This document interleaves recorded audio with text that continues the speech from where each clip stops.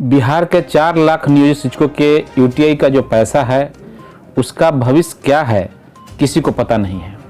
यहाँ तक कि बिहार सरकार को भी इसका कोई पता नहीं है और जो सरकार यूटीआई में शिक्षकों का पैसा लगवा रही थी वही सरकार कोई दिशा निर्देश जारी नहीं कर पा रही है। ऊपर से जो निर्देश जारी किया जा रहा है उसमें बहुत सारा भेद है। इस वीडियो के माध्यम से बताना चाहता हूं आप लोगों को कि यूटीआई को में जो भी पैसा शिक्षकों का जमा है उस पैसे को देने का कोई भी जो चिट्ठी निर्गत हुआ है स्पष्ट चिट्ठी निर्गत नहीं किया गया है। अभी हाल फिलहाल में विभिन्न जिलों से पत्र निर्गत किया गया कि इस पैसे को कैसे देना है।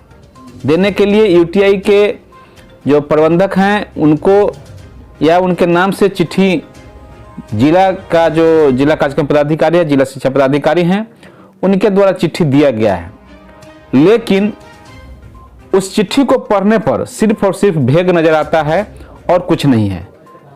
इस तरीके से देखा जाए तो शिक्षकों के साथ सिर्फ नाइंसाफी करने का काम यह सरकार करती रही है। आपको मैं एक पत्र अभी यहाँ पर स्क्रीनशॉट पर एक पत्र का जो बेतिया का पत्र है हालांकि, और ये पत्र कई जिलों में मुजफ्फरपुर, दरभंगा या अन्य जिलों में भी ये पत्र निर्गत हुए हैं।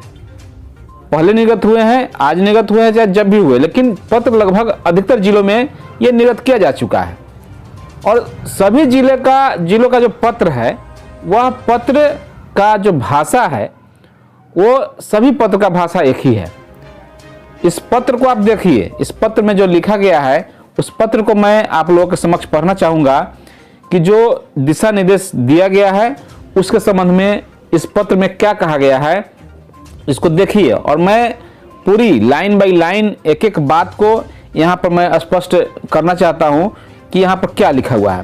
तो यहाँ पर जो प्रेषक है जिला शिक्षा पदाधिकारी, जो कि अन्य जिलों के भी पदाधिकारियों ने भी यही पत्र निर्गत किया है, इसलिए ये पत्र आपको बेतिया यानी कि पश्चिम चंपारण बेतिया का पत्र है, लेकिन इसे बेतिया का पत्र ही न समझें। ये इस तरह का पत्र मुजफ्फरपुर में भी मैंने देखा है, दरभंगा में भी देखा है। तो आप इस पत्र को ये समझिए कि कैसे इसकी भाषा का इस्तेमाल किया गया है, और आप इस पत्र को जब पूरा पढ़ेंगे तो स्पष्ट हो जाता है कि ये पैसा सब मिलने वाला नहीं है। आपको घुमा फिरा करके पैसा आपको 60 साल के उम्र तक उसको छोड़ के रखना ही होगा, अथवा जो कंडीशन दिया गया है या तो आप मर जाइए या फिर नौकरी छोड़ दीजिए। जो बहुत सारा कंडीशन है जो आपको हम बताने जा रहे हैं, इस कंडीशन को आप पढ़िए। इससे आपको साफ स्पष्ट हो जाएगा कि शिक्षक को पैसा जो यूटीआई में फंसा हुआ है उसे देने का मंशा नहीं है। तो इस पत्र में जो उन्होंने लिखा है वह पत्र आपको सामने है।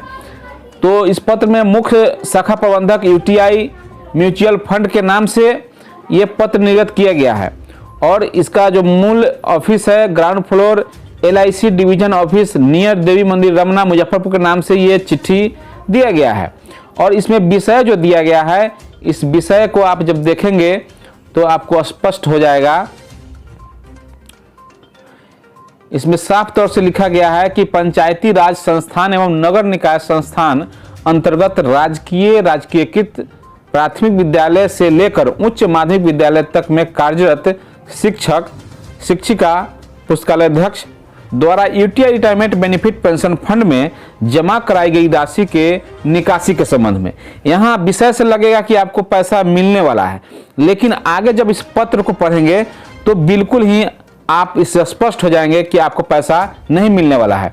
तो इस पत्र में आगे क्या है, तो ये जो पत्र निर्गत किया गया है, इस पत्र जो है जो डायरेक्टर हैं निदेशक प्राथमिक शिक्षा बिहार पटना के पत्रांक 798 दिनांक 16/9/2020 का ये पत्र है, उसी के आलोक में यह पत्र निर्गत किया गया है। इस पत्र में साफ कहा गया है कि उपयुक्त विषयक प्रासंगिक पत्र के परिप्रेक्ष्य में अवगत कराना है कि विभागीय अधिसूचना एवं पत्रों के आलोक में संबंधित शिक्षक शिक्षिका पुस्तकालयाध्यक्ष द्वारा UTI retirement benefit pension fund में जमा कराई गई राशि नियमानुसार भुगतान करना चाहेंगे। ये करना चाहेंगे का क्या भाषा है? करना चाहेंगे, आदेश या तो आदेश होना चाहिए था, लेकिन करना चाहेंगे जो भाषा का इस्तेमाल किया गया है, इससे साफ स्पष्ट है कि यह पेंडुलम की तरह छोड़ दिया गया है। जो भाषा का इस्तेमाल किया गया है ये सिर्फ बेतिया के पत्र की भाषा नहीं है, ये लगभग सभी जिले में जो पत्र निर्गत हुए हैं उसका ये भाषा है कि करना चाहेंगे। अब आगे क्या लिखा है इसको और स्पष्ट पढ़िए कि अंकनीय है कि UTI retirement benefit pension fund scheme में राज्य सरकार के द्वारा प्रति शिक्षक पुस्तकालयाध्यक्ष प्रति माह 200 रुपया अंशदान दिनांक 31 अगस्त 2020 तक ही दिया जाएगा। यह सरकार का कहना था कि 31 अगस्त 2020 तक ही दिया जाएगा। इस तिथि के उपरांत स्वेच्छा से वह स्कीम में बने रह सकते हैं अथवा एक मुश्त राशि ले सकते हैं।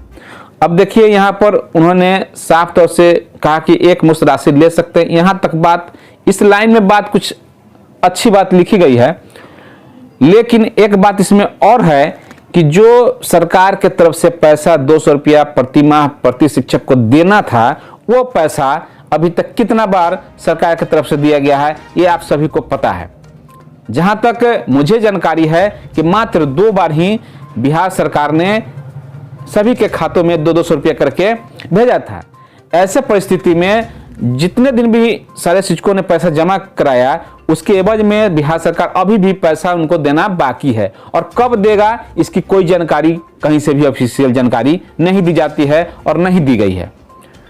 आगे इसमें लिखा गया है कि साथ ही विभागीय संकल्प संख्या 570 दिनांक 24 अगस्त 2012 एवं 4 जो पत्रांक है 4 दिनांक 2 जनवरी 2015 के क्रम में यूटीआई से हुए एमओयू में स्पष्ट अंकित था कि सेवानिवृत्ति के पूर्व आपात परिस्थिति अथवा चिकित्सा या इलाज हेतु अथवा स्वयं अथवा बच्चों के विवाह हेतु या प्राकृतिक आपदा की स्थिति में ही संचित राशि का अधिकतम 50% सेवानिवृत्ति के पूर्व अथवा सेवा से त्याग करने के पूर्व एक बार ही की जा सकती है।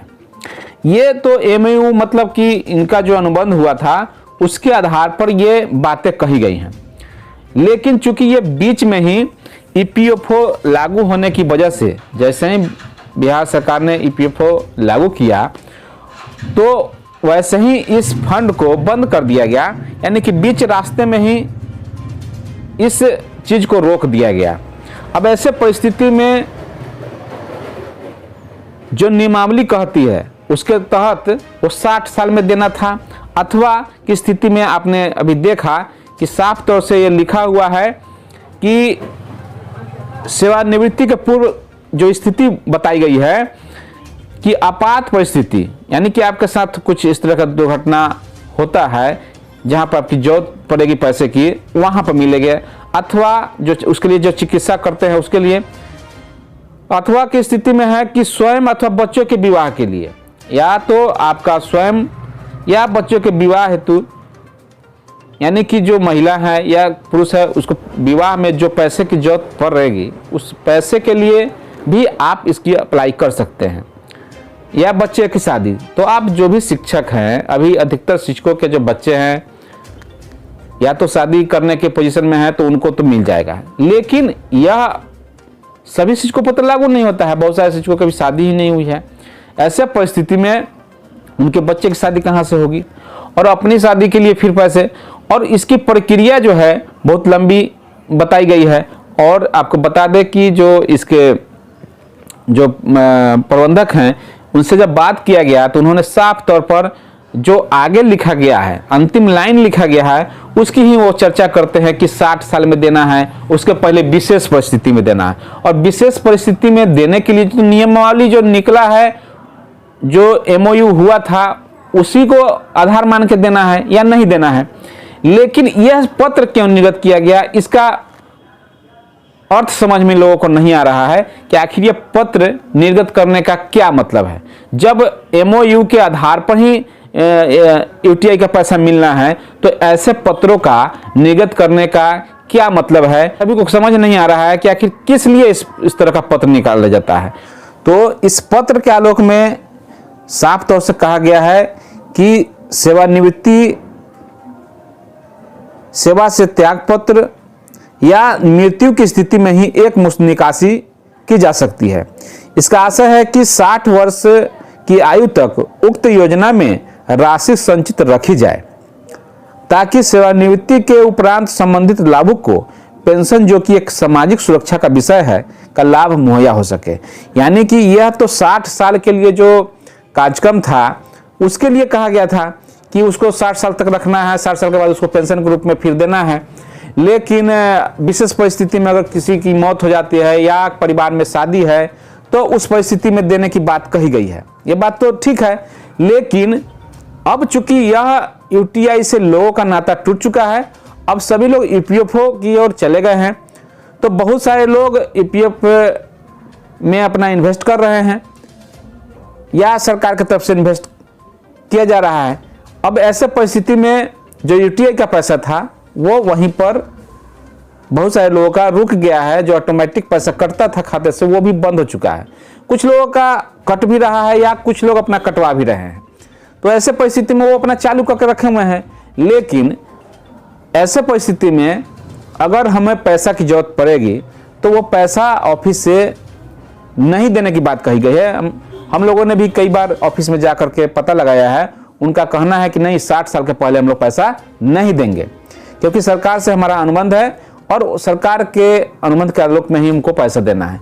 और चूंकि इस चिट्ठी का भी आप पत्र को जब पढ़ते हैं और ध्यान से पढ़ेंगे तो समझ में यह आएगा कि ये आदेश नहीं है, होता है, यह अनुरोध के रूप में कहा गया है और वो भी टर्म और कंडीशन जो पूर्व का है उसी के आलोक में पैसा देने की बात कही गई है।